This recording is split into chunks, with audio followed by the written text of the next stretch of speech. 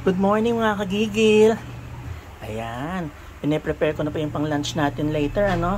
Nagpapakulo na po ako ng chicken.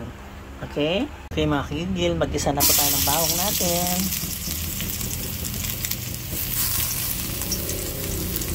Sibuyas.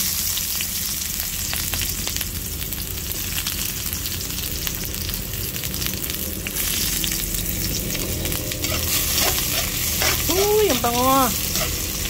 Grabe mga kagigil, ang bango. Yan, sige, gisa lang.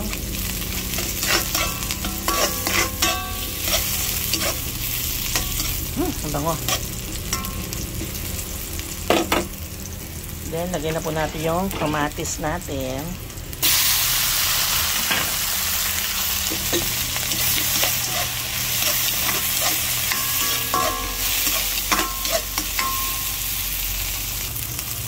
Yan, lagay na po natin ating green peas, ano? Oh, may idea na ba kayo kung ano lulutuin natin?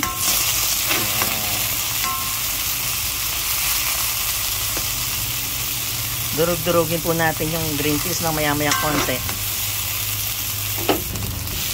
Yan, mamash po natin yung green peas, ano? Hanggang sa madurog, kailangan durog na durog siya. Hanggang sa parang maging paste na lang, ano? Yan, kagaya niyan. Yan.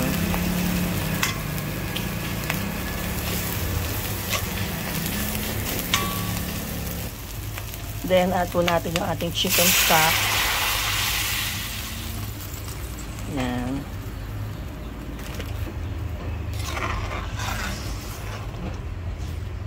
Pakuluin lang po natin sandali.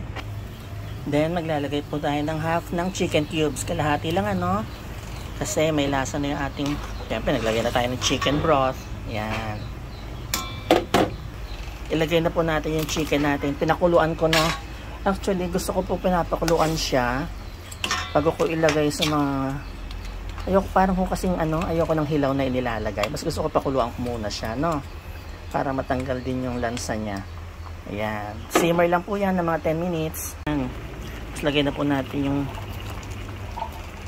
green peas, no? Ayan. Siguro naman alam niya na yung niluluto natin, no? It's chicken guisantes. Ayan. Simmer na lang po yan ng mga 3 minutes. Okay, tikman na po natin, ano?